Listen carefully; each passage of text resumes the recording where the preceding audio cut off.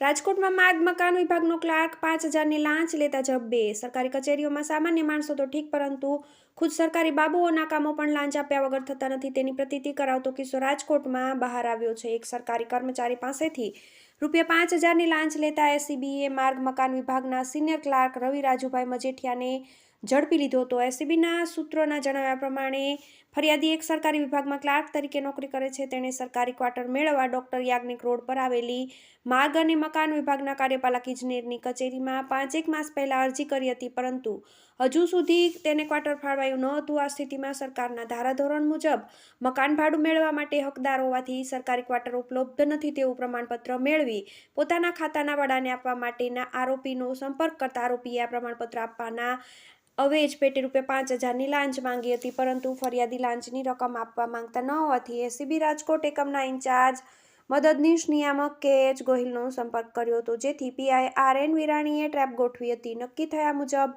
ફરિયાદી આરોપીની ઓફિસે પહોંચ્યા હતા, જ્યાં હેતુલક્ષી વાતચીત કરી રૂપિયા 5,000ની લાંચ આપતા જ ટ્રેપમાં ગોઠવાયેલી એસીબીની ટીમે આરોપીને રંગે હાથ ઝડપી લીધા હતા। ત્યારબાદ આરોપી વિરુદ્ધ ગુનો નોંધી નિયમ મુજબ આગળની કાર્યવાહી શરૂ કરી છે। TV 18 news Rajkot.